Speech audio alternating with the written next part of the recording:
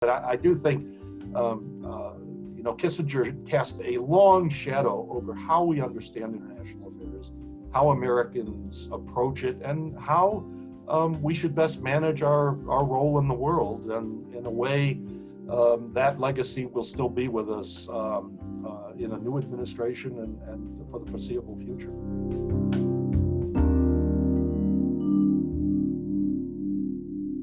Good evening and welcome to your library. I'm David Leonard, BPL President and host of this series, The Arc of History, Contested Perspectives. And I'm coming to you live from Bates Hall in the reading room at the Central Library in Copley Square. That is not a virtual background behind me. This is a space that many have used for reading, research, education, and the pursuit of knowledge. Tonight's program is presented in conjunction with the Lowell Institute, longtime sponsor of lectures and conversations, and our production partners at the WGBH Forum Network. Our conversations in this Arc of History series largely focus on figures and events from history and what they can tell us about today, often told through a contemporary lens. Tonight's conversation will focus on an important figure, his foreign policy legacy, and thoughts about the role of the United States on the world stage today. This is a much praised but yet much denigrated figure. We'll unpack why that is the case and see what to make of Henry Kissinger and his legacy. Our guest tonight is an expert on this topic. Thomas A. Schwartz is Distinguished Professor of History at Vanderbilt University, where he specializes in the foreign relations of the United States. He has served on the U.S. State Department's Historical Advisory Committee and as president of the Society of Historians of American Foreign Relations. We are discussing tonight his third book, Henry Kissinger, An American Power. Tom, welcome to the program. And on the cover of the book, we find the phrase, a political biography. Would you tell us a little bit about what that means and why it's different than a regular biography?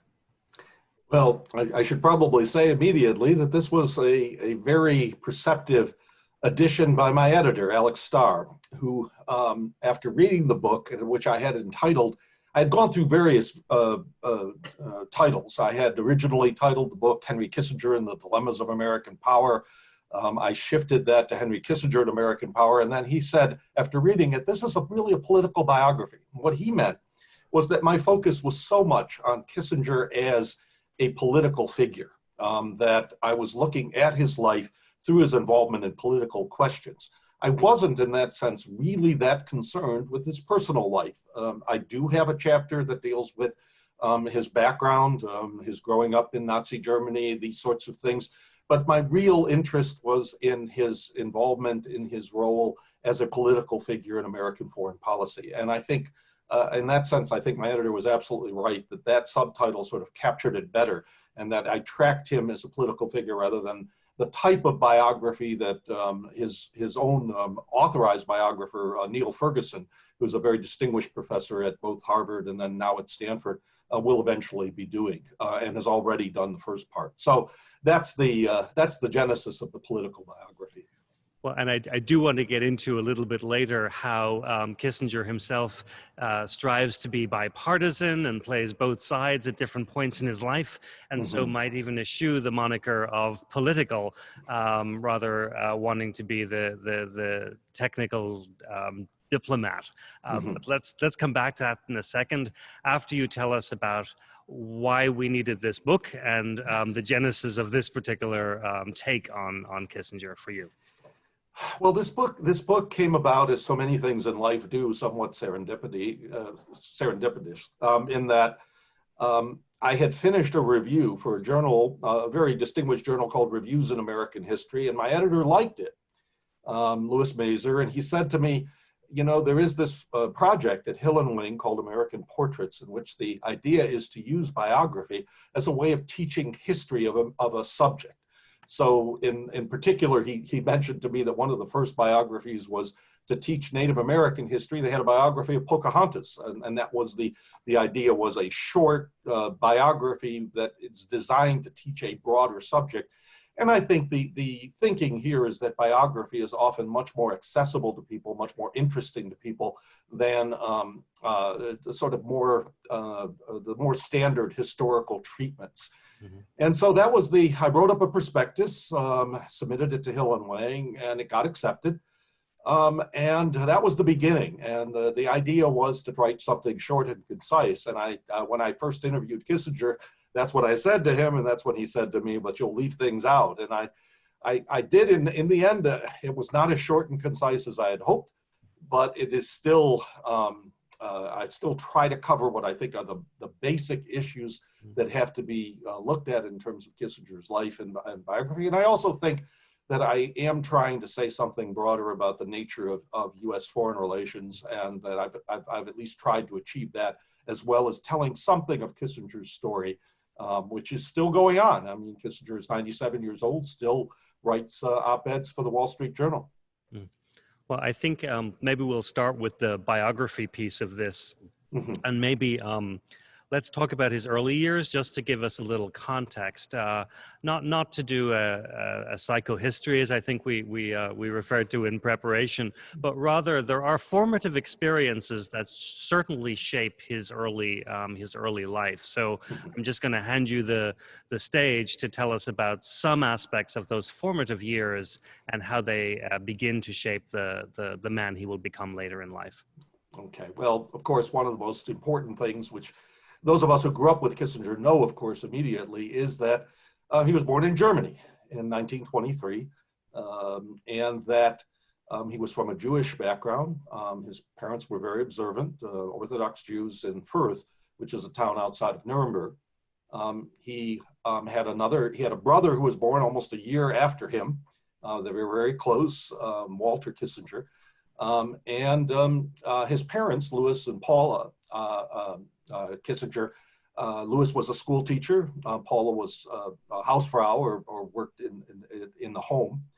And they grew up in this period in the 1920s. Kissinger's earliest childhood memories were of this time in Fürth during the 20s. And of course, the singular experience that shaped him would be the coming of the Nazis to power in 1933 when he was 9 years old.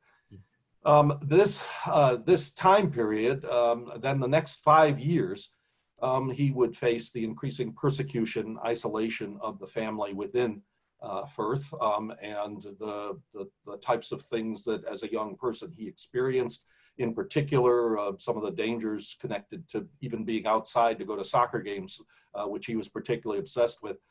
The most important then experience after that is in 1938 is the emigration experiences, leaving Germany in 1938 to come to the United States, and to recognize that so much that had been secured, his background now was thrown into turmoil by coming to a new country, speaking a different language, coming into New York City, in particular the Washington Heights area that he would settle. He would go to school in New York. He did well relatively, but went to then City College. His aspirations were centered around becoming an accountant. But then World War II comes along. And here we see a picture of him with Fritz Kramer, who would be one of his great mentors, and be one of the people who would give him a vision of a different type of career. Kissinger's role in the army and the counterintelligence, and then going back to Germany as an American soldier and being involved with running actually German towns, and actually being in charge of the people who had thrown him out of the country only a few years earlier, was an extraordinary moment in his own psychological, I would argue, and political development, and led him to seek new ambitions. And particular Kramer encouraged him to go to apply to Harvard, arguing that that is where a gentleman goes, and the idea being that Kissinger was destined for more than accountancy in New York, but to some larger public role. And you can see even in his letters there during this time period that he did now, after the World War II experience, after the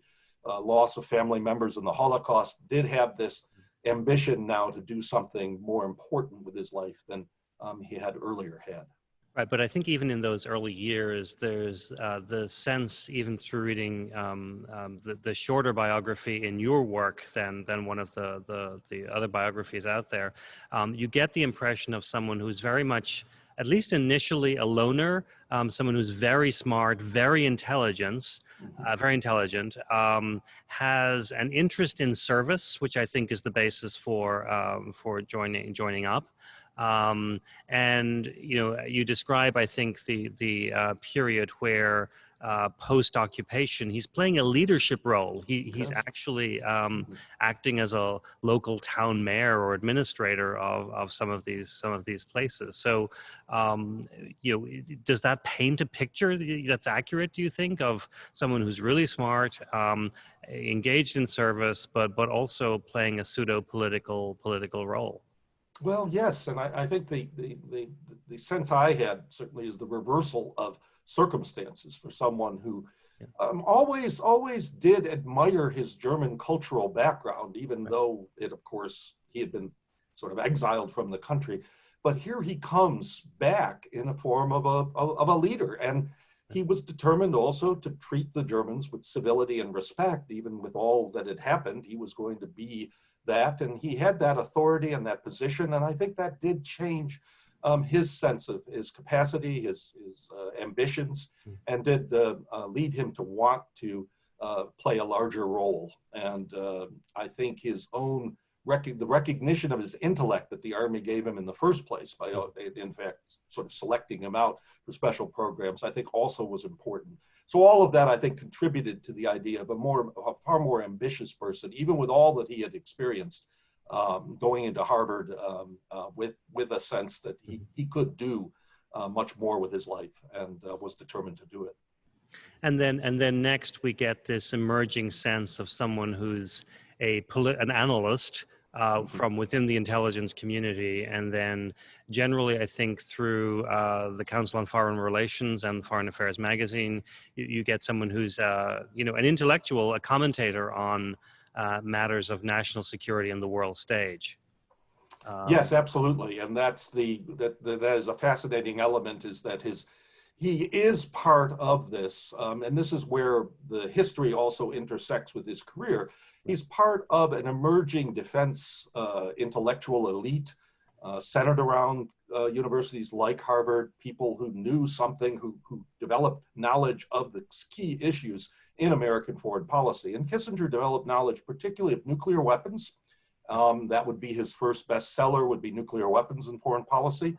But he also developed a keen understanding of Germany, which he was going back to Germany already in 1952 as part of the Harvard International Seminar, but also as part of the Psychological Strategy Board in assessing German opinion, making contacts with German figures in business and industry. And so he was already taking on roles, both within the intelligence community, within the Psychological Strategy Board was in the State Department as an outside consultant, as well as then proceeding to get his doctorate in government at Harvard and to ascend in a certain way along the academic career path, as well as, you might say, in a certain way along the government role as well.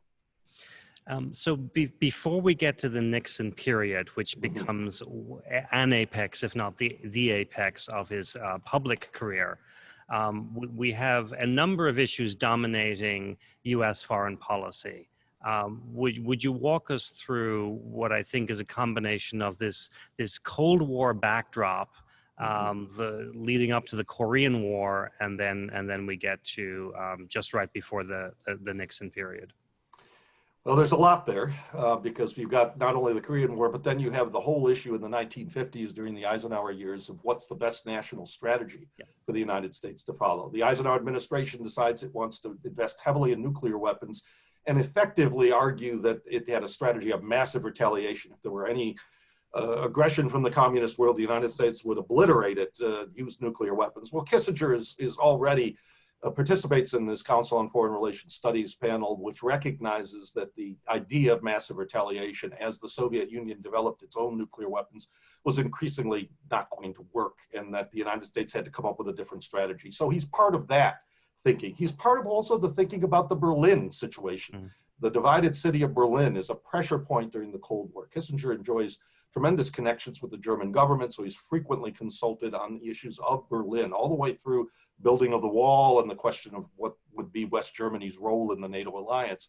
So he's involved in that. And then, even more remarkably, he becomes during the Johnson administration, he becomes involved in several secret attempts to start negotiations with North Vietnam during the Vietnam War, before he even becomes the national security advisor. Part of that is his connection to Nelson Rockefeller, and to the sense that Nelson Rockefeller, who might become president of the United States, relies on him as a key foreign policy advisor. And in that sense, Kissinger is close to the levers of power and is seen as someone who could be involved in it, in what was, at least on foreign policy terms, a less partisan age, in which Republicans and Democrats were less tied to their political backgrounds or parties, and did tend to cross the aisles, you might say, so to speak, especially the experts on foreign policy. Which perhaps gives him then the ability to move back and forth a little bit between Yes. who is in power at any particular time. Mm-hmm. The other pattern that seems to emerge is understanding the potential of American force as part of international diplomacy here. Do you have a sense of where that came from? Does it come out of the thesis around nuclear power and nuclear arms, or was this something that he was already very much in sync with? Well, his work on nuclear weapons was not actually his doctoral thesis. His doctoral thesis was actually on the Congress of Vienna and the restoration of stability in Europe in the 19th century. It was an odd juxtaposition of historical work along with the contemporary work that he did in the 1950s.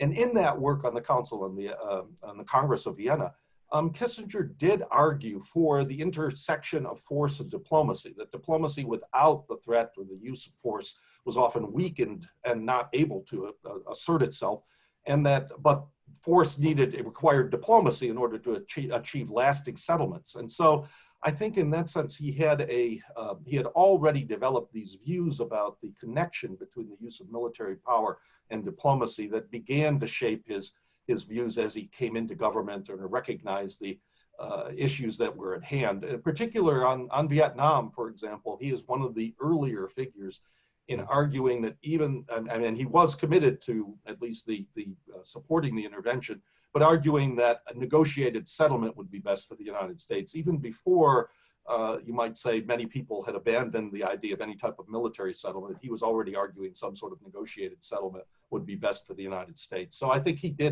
had these ideas earlier. So really, always ultimately to get to peace, but using force, power, military, yeah. Right in that service.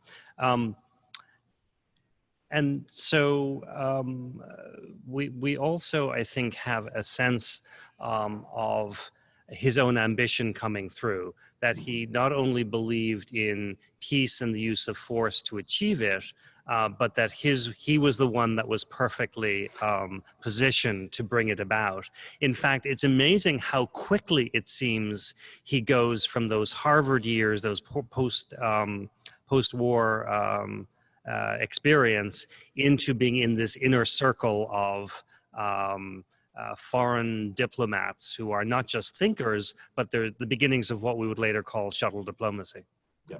No, he might not have seen it as being as fast as youth, because in a way he had some frustrations along the way. Right. I think he thought, for example, that he would have a better position in the Kennedy administration. So many people from Harvard came down to Washington from Cambridge to be involved in that, but he was held at arm's length by McGeorge Bundy, who was Kennedy's national security advisor, and didn't fully trust Kissinger because of his ties to Rockefeller and other things. So he saw himself as having been somewhat delayed, but by the time he's 45 years old and entering into the Nixon administration, he was ready, I think, to take on some of those responsibilities. And I think Nixon, when they met, I think Nixon sensed that he could use Kissinger's talents and abilities to accomplish what he wanted to do. And I think in that sense, although they were an odd couple in so many ways, they were actually quite suited to each other. Well, I think that becomes the core of this period in some ways to unpack. But this is also the point in time where we have the formation, I think, of a National Security Council as we understand it today, but also the emergence of the National Security Advisor role as being the president's private advisor and separate necessarily from the Secretary of Defense role or the Secretary of State role. So would you think he was ideally suited to be the first where that power starts to be consolidated? Apologies for the leading question. Well, what's interesting is there was actually, the National Security Council actually dates back to the Truman administration, but there had not been, I mean, McGeorge Bundy had begun to shape the office, but Dean Rusk was Secretary of State. And so even though Kennedy in some ways provided something of a model that Kissinger observed in how to use the National Security Advisor role, Nixon really wanted to use it much more effectively. And I think the key reason there that I argue in the book is that the National Security Advisor has a loyalty to only one person, the president, whereas the Secretary of State has to be approved by the Congress, has a whole bureaucracy that he's running. And Nixon wanted foreign policy run from the White House. He wanted it run by a person loyal to him who would accomplish his objectives. And I think that's where Kissinger was able then to both aggrandize the National Security Council by appointing many extraordinarily talented figures. He brought in from Harvard and other places into the National Security Council. But the goal was to make foreign policy a White House initiative and to gain the political credit. And this is what was central to Nixon's idea, was to gain the political credit that would help Nixon win the 1972 election, partly through a very successful foreign policy that he conducted or that Kissinger conducted for him. Well, let's put together for our listening and viewing audience where we are with respect to the Vietnam War at the time, the election of Nixon, and how that ties together, and what their project has to become over the next 2 to 3 to 4 years. Okay. Well, Nixon is elected in part. Elections always have multiple causes, but he's elected in part because of the dissatisfaction of the American people with where the Vietnam War was. And so one of Nixon's priorities is to end the war. I think he and Kissinger thought they could end it much more quickly by relying on some of the techniques that Eisenhower had done for Korea. They found out that was not going to work. They tried some other threats and other things. They ended up on Vietnamization, the slow withdrawal of American forces, and secret diplomacy, which Kissinger was in charge of, secret diplomacy with the North Vietnamese. But that was their priority, the priority ending the war. Now, Nixon also in his inaugural speech talked about moving from an era of confrontation to an era of negotiations. So Nixon was also determined to negotiate with the Soviet Union and also to explore the possibility of opening to China. And Nixon's ideas there influenced Kissinger because Kissinger had not been particularly interested on China. And I think he got more interested, as Nixon did, when they recognized that there were possibilities there. But that goal of ending the war was certainly there, but also creating, and what they thought they could create would be a new structure of peace by involving and having diplomatic relations between the United States and the Soviet Union and China in a type of triangular diplomacy in which the United States would be able to balance between the two communist powers and in fact then be in a stronger position to pursue its own interests. Yeah, I mean, we don't obviously have time to go into a full diagnosis of the Vietnam War and all of the loss of life on so many sides of this equation. But there are many successes and failures throughout this period that that Kissinger would be part of. Are there a couple that you would want to highlight, maybe that would give us an insight into what his goals were and whether they were successful or not? In the first term, in particular, because I think one of Kissinger's successes, which we could talk about a little bit more, is in the Middle East. But in the first term, of course, it's the opening to China, which is a huge success. It's sort of rattling, you might say, and disrupting international relations in a way that it had not been disrupted. The idea that the United States now had relations with China and was in effect closer to China than the Soviet Union was, taking advantage of this split in the communist world, is one of the great successes. One of the failures was the inability to end the war and to have it drag out. longer, and to have it polarize and divide the United States longer. As I say, I think Nixon and Kissinger were overly optimistic about their ability to try to end the war within the first year. In fact, one of the quotes I have from Kissinger in my book is when he tells protesters coming to Washington in April of 1969 that if we haven't ended the war in a year, you're welcome to come back and go after us. They weren't able, they were frustrated. They didn't want to end the war on terms that would be similar to a surrender to the North Vietnamese. They wanted, as Nixon talked about, peace with honor, some type of settlement that would allow the United States not to seem to be defeated. Ultimately, they were not able to achieve that as quickly as they thought, and it would ultimately have to wait until near the end of Nixon's first term where they got a type of settlement, at least a pause in the war that ultimately was one of Kissinger and Nixon's greatest failures, namely that the Vietnam War ended in a great American defeat.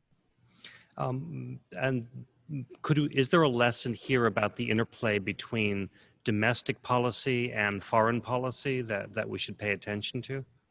Well, yes, I do think one of the things that comes out very clearly from listening to the tapes and having this access to the information we do have on the Nixon administration, and the tapes in particular are an extraordinary resource for a historian that'll never be really replicated in any other way. Those give us a clear indication that by 1971, they were talking about why the war should be over, but recognizing that they couldn't end the war too soon with the danger that South Vietnam would collapse and they would have to pay a political price at the election. And so that you see the way in which Nixon and Kissinger at least are trying to avoid what they perceive or at least recognize is likely, ultimately, that South Vietnam will not remain as a viable state, but they want to make sure they don't pay an electoral price for it. And that is, I think, tragic, ultimately, given what the circumstances. Yeah. There's another common dimension to how both of these men chose to use media. And I know there are earlier examples, but in some ways they take it to a whole new level. I think there's actually a clip that we want to play just to bring people back to the interplay between national media and what's going on within the Nixon and Kissinger administration, which I'll just momentarily refer to it that way. Annie, would you please play the clip? Robert Pierpoint, CBS News at the Western White House. Presidential advisor Henry Kissinger, who will join that review on his return from a global fact-finding tour, is staying an extra day in Pakistan because of an upset stomach. He was to have flown to Paris today. In South Vietnam, U.S. B-52 bombers today flew 6 raids. So, Tom, would you just tell us what's going on here and a little bit maybe about how the use of media takes on a new role at this point in time? That is a clip from the Vanderbilt Television News Archive, which began recording the evening news in August of 1968.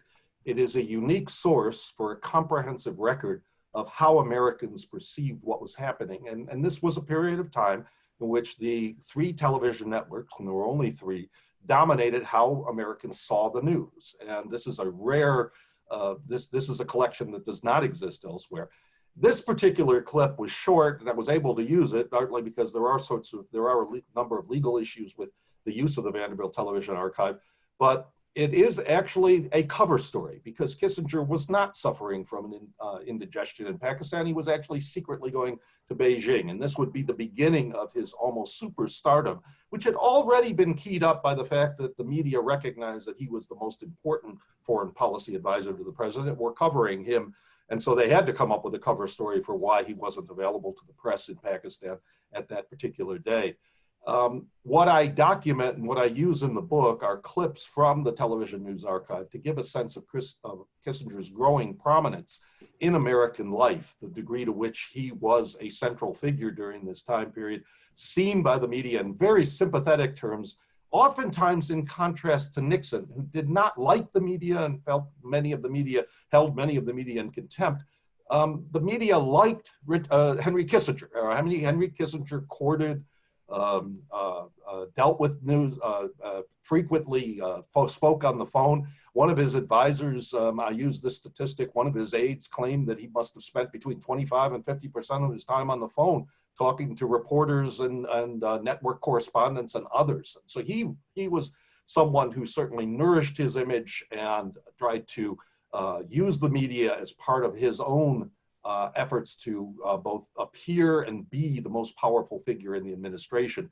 The ways in which you can watch this over time, and then you could watch also him facing problems as the administration, particularly toward the end of his time as in Gerald Ford's years. But then after Kissinger left office, one of the things that kept him influential was his contracts and commentating on network newscasts and contracts he had with NBC and then with ABC and frequent appearances. He was particularly close to Ted Koppel and appeared frequently on Nightline. This was a way of keeping Kissinger both as a important foreign policy opinion person and opinion meister, and he was able to have or exercise an influence that way. And so this was a unique resource that I had that had not been used in any other Kissinger studies. And so how did he take the Watergate development and the realization of what had gone on? I think one of our questions would always be, if for someone who is so close to the president, what did he know when, and what did he do about it, or why didn't he know things? And so maybe we have to wait for more papers to come out at some point in the future. But how did he take that? We can at least start there.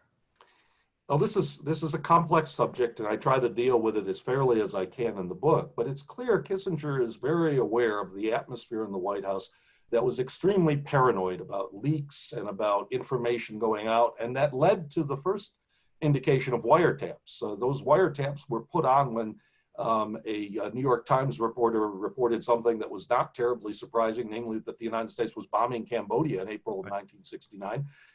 And those wiretaps were put on both national security people working for Kissinger and the National Security Council, and also reporters. This role, and Kissinger did give the names to J. Edgar Hoover. The wiretapping and then the massive leak, as Nixon saw it, of the Pentagon Papers was also something that Kissinger warned Nixon that this is going to damage the United States, so you need to take action against it. And so Kissinger's own argument had an influence, although I think Nixon probably would have moved in that direction. Kissinger gave it a greater power, the idea of going after Ellsberg and focusing in on these leaks, creating things like the plumbers. Now, I don't think he knew anything about the break-in at the Democratic National Headquarters or any of that, but he had some idea of some of the techniques the administration was using and some of the challenges connected to that. The ironic thing is, of course, that when Watergate truly broke into the open in 1973, Nixon decided, and very consciously, to try and separate Kissinger from any taint from Watergate by basically taking responsibility and not talking about Kissinger's involvement, because he thought that Kissinger's continuing success in foreign policy would save his presidency, that the Congress would never impeach him because of what the success that Kissinger had had in foreign policy. And so Nixon quite consciously separated himself and gave Kissinger a certain immunity from some of the Watergate charges. And the media was more than happy and very happy to run with that story and to essentially almost exonerate Kissinger on any type of issues related to Watergate. And so Kissinger then was able to be involved in negotiations in the Soviet Union, and then particularly his very successful Middle East shuttle diplomacy. And then is able to continue under Ford. Under Gerald Ford. Which is it is bizarre and amazing to see someone who is able to move from administration to administration, at least in part because he appears to be respected intellectually, and I assume because he has the relationships on the ground in the different areas where there is an American interest. Mm-hmm. Well, it's also a case that one of the things that I think is important to understand about Henry Kissinger is both that he was extraordinarily ambitious, but he's also a very charming man, and he had developed good relationships with people like Gerald Ford. Gerald Ford had enormous regard for Kissinger, and so Keeping Kissinger on was one of the first decisions he made when he became president. And Kissinger at times regarded his relationship with Ford as one of partnership rather than working for Ford. And I think in that sense, he may have damaged Ford politically by his overbearing role in foreign policy. But Kissinger clearly had those relationships. He had them with, he had a number of them with Congress, but he also had them with key political leaders. And he also, by 1974-75, was seen internationally as sort of the central figure in American foreign policy. And for reasons of continuity, Ford recognized keeping Kissinger in charge was important to America's international position in 1974. We have an amazing set of images that are mashed up together on this slide. Are there a couple that you'd like to? Who are we looking at here? Well, we're looking at a couple of older pictures of Kissinger's Harvard yearbook. It is with his brother and as a Harvard professor. But of course, we're looking at Kissinger talking to Chairman Mao during the famous Nixon visit. The handshake with Le Duc Tho at the end of the Vietnam peace negotiations, that was, of course, not a real agreement, but for which both of them received the Nobel Peace Prize. Up in the corner, you have Nixon with Marlo Thomas, Kissinger with Marlo Thomas. And Kissinger did, during the first Nixon years, his reputation as something of a ladies' man, or as someone who dated actresses and starlets, was something that the media loved as a story out of a very bland and colorless administration, and they liked that story. We have a picture here of Kissinger with Jill St. John. At one point, his father actually called up, worried that Kissinger might marry Jill St. John, and it turned out, this was a relation, another friendly. He was actually dating the woman who would become his wife at this time, but he liked the limelight and the celebrity limelight. There you see him with Barbara Walters as well. But you also see a couple of the more controversial pictures. There's Kissinger with the Shah of Iran, and the Nixon administration saw the Shah as an absolutely central ally in the Middle East and let the Shah buy large numbers of American weapons and use a lot of his oil money in ways that ultimately would turn out to not be as helpful when the Shah faced problems later in the 70s and was overthrown. You also see Kissinger with Augusto Pinochet, the leader in Chile, after he overthrew the government of Salvador Allende, and that's a much more controversial, was the embrace that the United States gave to the Pinochet regime, which was both repressive and dictatorial when it came into power toward the people of Chile. And that type of thing, the ways in which Kissinger dealt with autocrats, was also something that is part of his controversial legacy. At the top, we see Kissinger with Vice President Nelson Rockefeller. In a way, his early mentor was one of the people that he urged Gerald Ford to appoint as vice president in 1974. And in a way, Kissinger had hoped that Rockefeller would someday be president. That did not happen, but Kissinger was very much politically aligned with, you might say, the liberal Republican, Rockefeller Republican political ideology at that time. Yeah, we're starting to touch on here a couple of the global events, which you use the word controversial. Others would say he bungled, and I think some have called for him to be brought before The Hague to talk more about as a crime against humanity. What went so wrong with a couple of these events, contrasted with his earlier successes, even if they were moderate successes? Okay, well, certainly the issue with Chile is the one that's one of the most controversial, and that was in 1970. The U.S. administration, Nixon and Kissinger, were surprised when the Marxist Salvador Allende won the presidential election in Chile. They sought in different ways initially to try to prevent him from taking power, and as part of encouraging the coup, General Rene Schneider was killed by Chilean figures who had received help and assistance from the CIA. And so that is one of the controversies as to what Kissinger claims, and to a certain extent, there is some paper trail that shows it, that they had turned off some of those violent operations before Schneider was killed, but he also encouraged the continuing attempt to undermine the Chilean regime, which went on then for the next 3 years. Now, ultimately, I think the overthrow of Allende was largely created in Chile itself, and was not actually something the United States actually was able to dictate or control. But the fact was that once it happened, Nixon and Kissinger really were celebrated, and then they embraced Pinochet. And Pinochet was a terrible figure in Chilean history, and their willingness to embrace him, which came about from a certain cynicism about how Chile was governed and all the rest. But I think that was one of the more grievous mistakes. Now, I think I have a problem with seeing it as a crime, because in American foreign policy, the embrace of autocrats has not been unusual during the Cold War. The Cold War often relied on alliances with less than reputable regimes, and this was something that happened throughout every administration during the Cold War. So I don't see it in that way, but I nevertheless recognize, I think, that this was one of their more grievous mistakes that they made. I feel like we could go on for quite a period of time, given we're effectively doing a walkthrough of U.S. History of the 20th century on the global stage.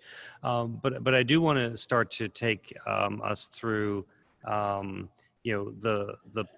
post-official role. And so we get this trajectory of move from Ford through the Carter administration into the Reagan administration. And while Kissinger moves more to being a commentator, he is still someone that was turned to for advice by these administrations. And so let's maybe give a couple of examples there. And I think that the balance of focus tends to go towards Central and South America during this period. And there are big challenges for both Carter and then for Reagan and their teams during this period. This was not an area that Kissinger was particularly knowledgeable about. He is brought in by Reagan in 1983 to chair a Central American commission. But in effect, this was a kind of public relations things that the Reagan administration was doing to try to shore up domestic support for its policies in El Salvador and Nicaragua. Kissinger himself was more hawkish on Central America in the sense of believing that it was important to prevent a communist takeover of El Salvador and to pressure the Nicaraguan regime, but he was not integral to that policy. Actually, in the Reagan years, his more effective elements were in terms of providing advice on the Middle East, where he knew all the players, and he frequently talked to Secretary of State Schultz and then to Ronald Reagan about that, and then also providing advice on the Soviet Union. And he provided advice to Reagan on the Soviet Union until really the coming of Gorbachev, where Kissinger was always more skeptical about Gorbachev than was Reagan, who embraced Gorbachev and was much more willing to entertain the idea of Gorbachev's reforms than Kissinger and Nixon, who was still providing advice as well and still providing opinions, who was more, certainly more cautious about the types of changes Gorbachev was doing and how the United States should react to it. Mm-hmm. There's an interesting shift where I think he reestablishes his consulting firm, and which, as I understand from a small reference in your book, has a focus on economic affairs globally. And my question is really, does this become another way to bring about a type of global arrangement that he seriously seems to believe in, but done through the private sector and economic means rather than through public office?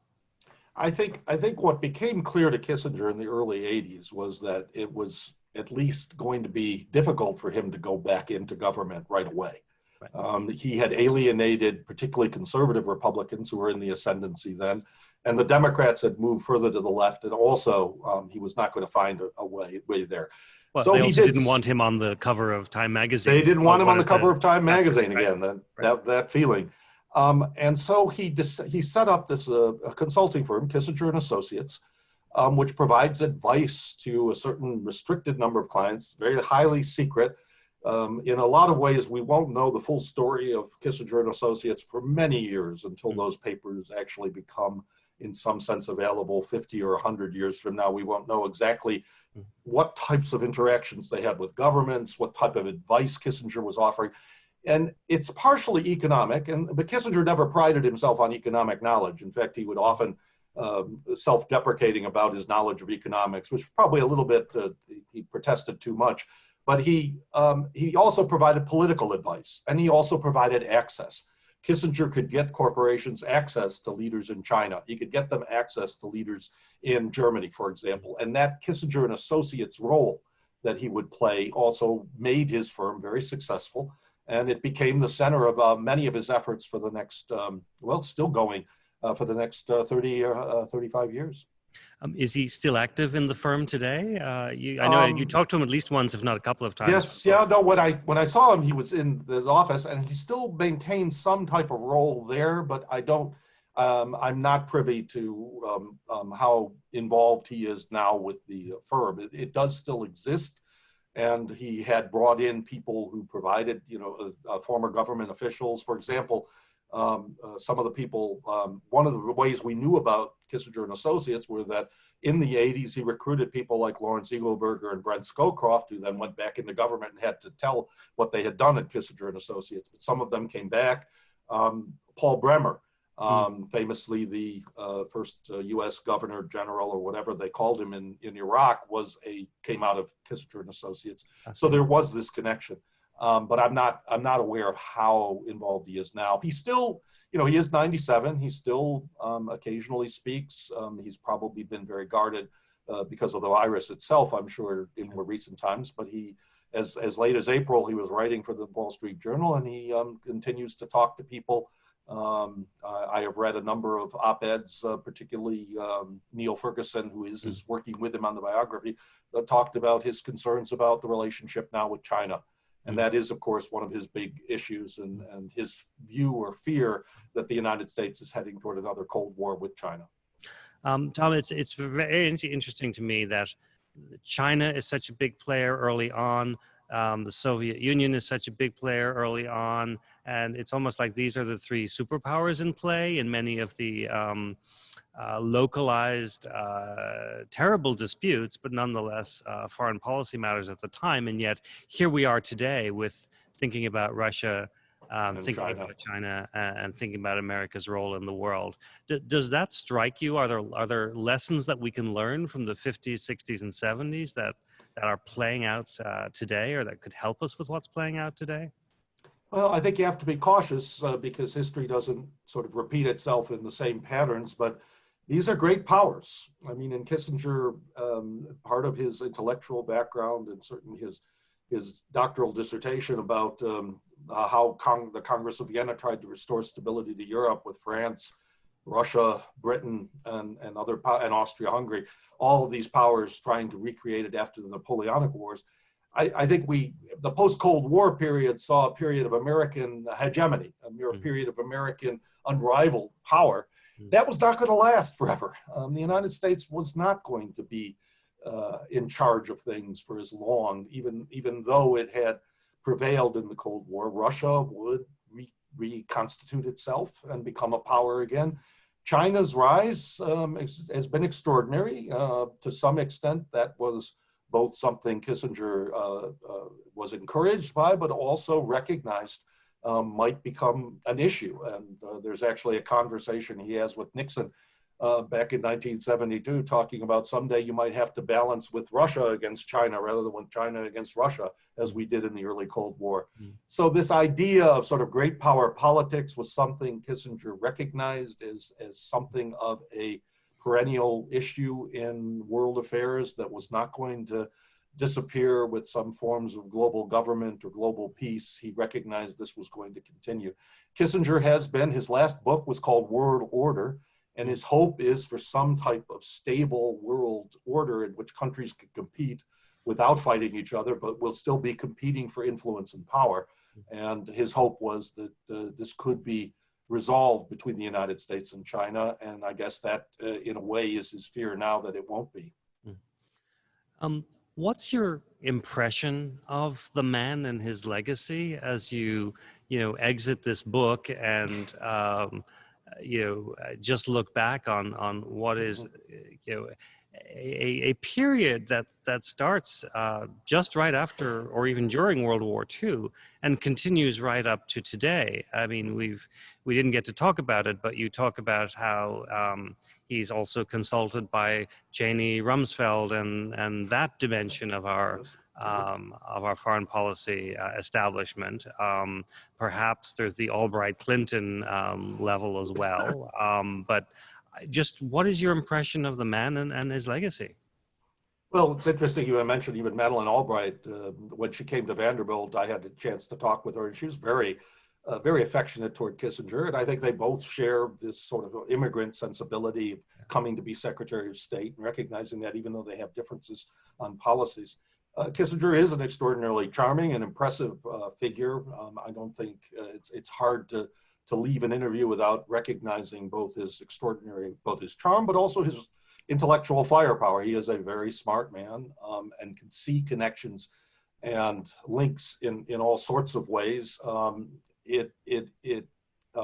think he has a devotion to the United States that comes out of the immigrant experience. He is hypersensitive in how he is perceived.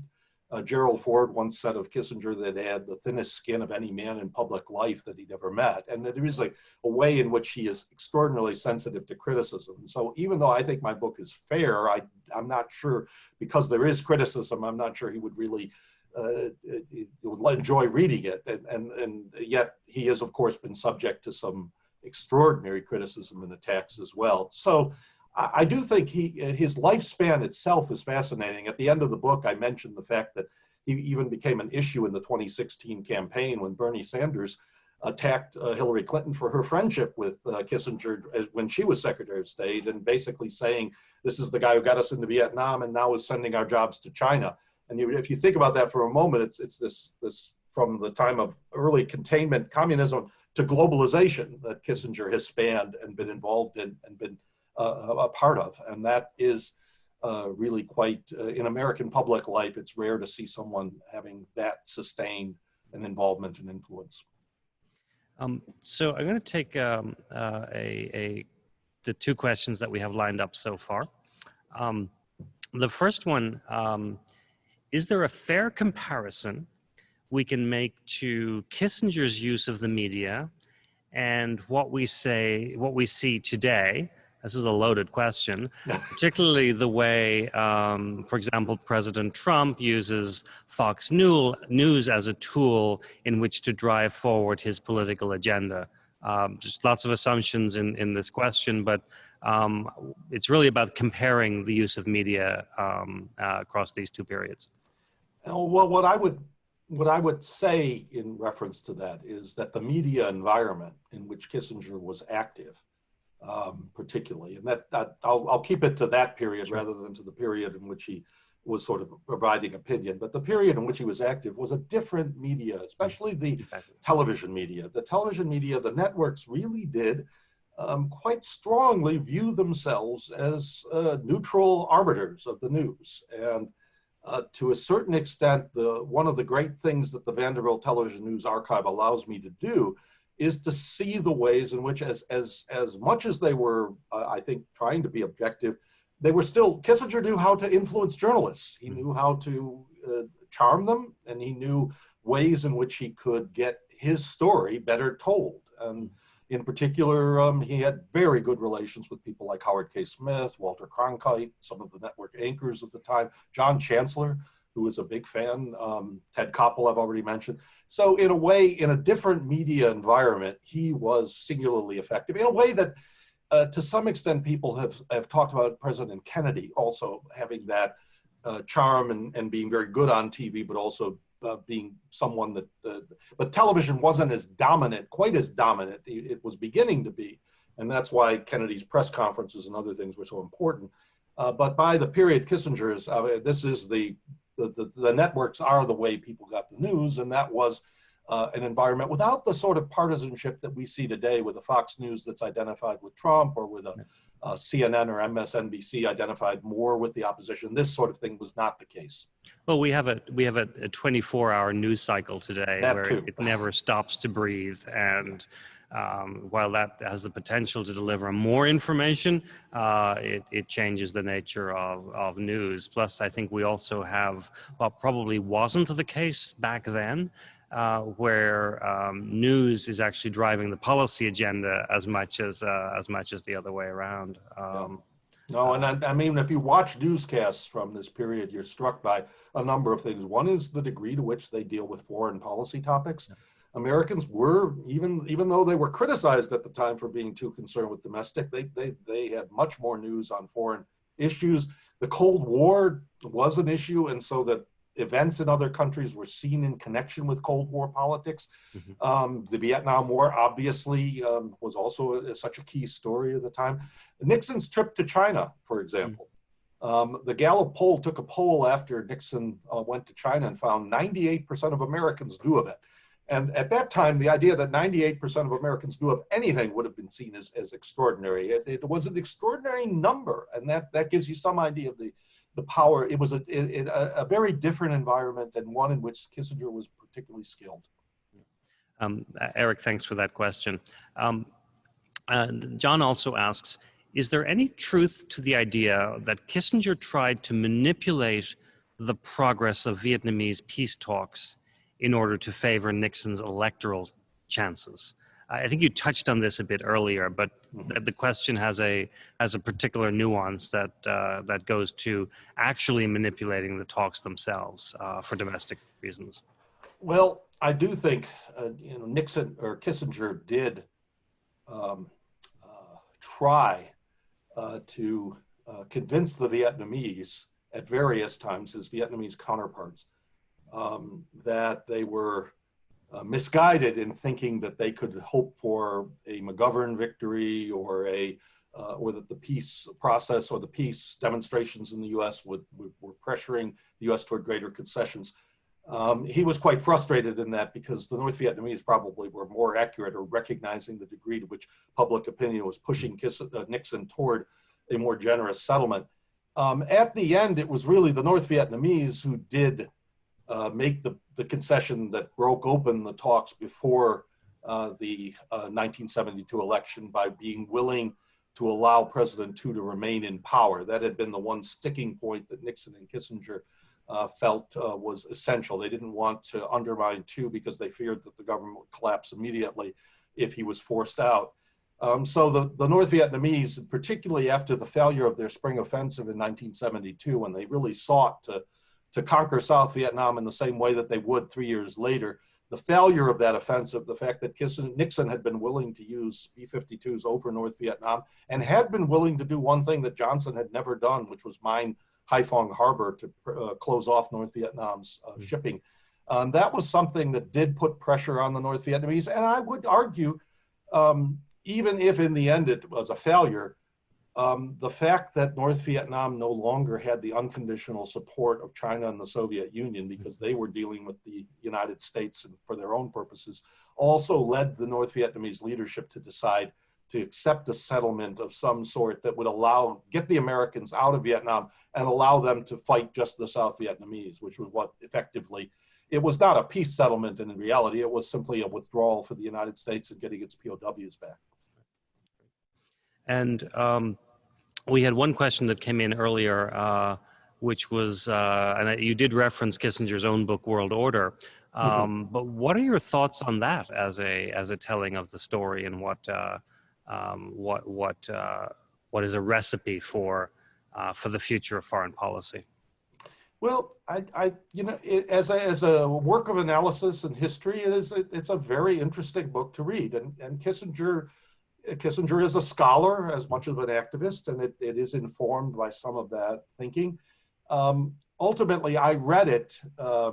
It came out in 2014, and when you read it in that context, when in some ways Kissinger was critical of President Obama for what he saw as too great a retrenchment of American power in various ways. And so in a sense, the book also had a certain political element of trying to encourage a greater U.S. role than the Obama administration was accepting then. And Kissinger was critical of the Iran nuclear deal and critical of some of the measures the Obama administration had taken, and was closer to, shortly after he published World Order, he testified before John McCain's Defense Committee. And so he was closer to McCain's view of a more activist U.S. role in promoting this. And I think the book probably leans in that direction, certainly. But it also, there is a, one of the things I think Kissinger came to view is that as much as he recognized the intersection of domestic politics with foreign policy in the period he was in office, he came to regret that Americans allow their foreign policy to be affected as much by their internal domestic concerns. And I think he'd like to see a United States have a more detached foreign policy from the partisan politics we have now. And I think, you know, what we've seen in foreign policy, the quick reversal of policies by each administration when it comes in, particularly say the Trump administration getting rid of what the Obama, that's the sort of thing he would have argued against. You know, this next question actually continues that theme, but maybe we can parse it a little bit to get at what's fair to ask a historian to comment on, as opposed to a you know, purely hypothetical. But I'll read the question first, and then we can talk about it. It's if Kissinger worked in the current administration, what would he advise, in this case, President Trump, about the U.S. relationship with China and with Russia? So I think we can, separate this from the question of the Trump administration, but that's an interesting dimension to this too. So what should the U.S. relationship with China and Russia be right now, based upon what we think Kissinger's stance in perhaps world order or other comments would be? And if you want to take the Trump piece of it as well, you can certainly feel free to do that. Well, it is interesting because about a year and a half ago, there was a piece that was written that said Kissinger was advising Trump to try and deal more effectively with Russia as a counterpoint to China. And there is, in the Kissinger repertoire of how he handled diplomacy, an argument that you don't want to have everybody mad at you at the same time. You want to be able to play off relationships. You don't want to have a situation where you've got sanctions against Russia and then you're also having all of these boycotts with China. And so in a sense, the idea being of triangular diplomacy that Kissinger promoted when he was in power with Nixon, the idea that the United States should try to be closer to each power than they were to each other is something that has been lost. Now, to a certain extent, you have not seen China and Russia recreate the Sino-Soviet bloc of the 1950s, where they were dealing with each other in that way. But both China and Russia have aligned themselves diplomatically quite a bit in recent times. And the United States has not really taken advantage of the divisions between them in the way in which Kissinger might have encouraged. And so to that extent, there might be an element in which Kissinger might have told President Trump that you want to try to divide and conquer rather than to be faced with all of this opposition at the same time. Now, I don't know in practical terms whether that would mean doing things like recognizing Russia's annexation of Crimea, because that would cause all sorts of problems with the Europeans. Kissinger would also probably urge a Trump to make sure that the alliance relationships were strong when you were dealing with Russia and China, so that you had your allies along with you. That if you're going to deal with sanctions with China, that you had the Europeans with you and not at polar opposites. So all of these things get connected, but I do think there is something to the idea that he saw that you don't want to force your enemies or encourage your enemies to unite against you. And I think we also see, at least in the book, Kissinger pay very close attention to the NATO relationships and to the emergence of the first SALT and SALT II treaties. So that level of global affairs appears to figure much more strongly than perhaps what we see today, which has a bias towards economic and other agreements as well. Yeah, absolutely. No, he faced some of the same problems because the challenge he faced, particularly in the forward years of trying to balance détente with the Soviet Union with encouraging a relationship with China, when China was trying to push the United States toward a more hostile relationship with Russia, was part of this balancing act that he sought to do at the time and was not it's not wholly successful, although he was more successful than Jimmy Carter would be when things went bad in his administration toward Russia. So just maybe if there's one or two more questions, we'll take those and then begin to wrap up. There's one more question. As a historian, are you focused on the role of foreign affairs diplomacy in the upcoming election, or do you have a sense of what Kissinger would think of that? Well, this is sort of an interesting thing. I do pay attention to this, and one of the things I'm most struck by is how little it matters now. As a historian, you are aware, particularly if you study the era that I did, that foreign policy mattered much more to Americans. Now, it mattered for a lot of reasons. Wars obviously focused the mind, the sorts of concerns Americans had during a period when there was conscription compared to today. The degree to which Americans in the Cold War period were very concerned with their international reputation and power in a way that a lot, to a certain extent, has very much changed with the rise of a type of America first, and not isolationism necessarily, but certainly a unilateralist and less concerned with alliance relationships type of foreign policy. So I've been struck by how little it matters, but how it does come up. And it did come up. It comes up, of course, in terms of China and the possibility of looking at China as an enemy or as and in the vice presidential debate, one of the questions that both candidates avoided was, how do we see China? Is it a rival, a competitor, an enemy? And I think that will actually be a challenge for a Biden administration as well, is how to deal with China in the wake of both what happened with the virus, but also in the wake of what some of the Chinese policies of recent times have been, which have been much more challenging to the West than they were previously. And I'm struck that most of our conversation and the Kissinger legacy is colored by the use of military power and use of forces throughout the historical period, whereas perhaps today it's issues of trade or climate change or indeed public health that require global cooperation in new ways. Some of this was happening actually toward the end of the Kissinger period. There was the beginnings of some of this, but this was never his focus. But you saw the beginnings of this. There was a whole debate in 1975 that he was involved in about whether there should be a new international economic order, whether the terms of trade should be adjusted or not. But he always tended to downplay international economic issues more than others. And in that sense, some of Kissinger's realpolitik type of policies were less appropriate to economic issues. Great. Is there one moment that impressed you most that you'd like to close in from your study of Kissinger's legacy so far?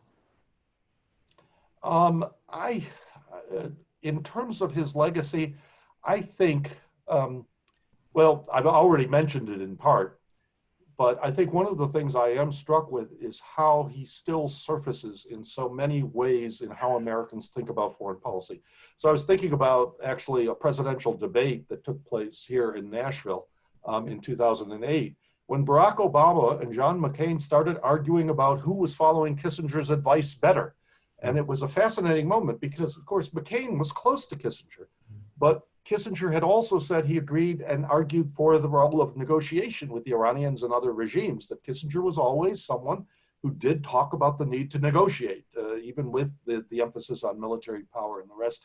And so in this debate, Barack Obama and John McCain were arguing about who was closer to Kissinger's legacy. And then to see it surface in 2016 again with Bernie Sanders and Hillary was fascinating. But I do think Kissinger cast a long shadow over how we understand international affairs, how Americans approach it, and how we should best manage our role in the world. And in a way, that legacy will still be with us in a new administration and for the foreseeable future.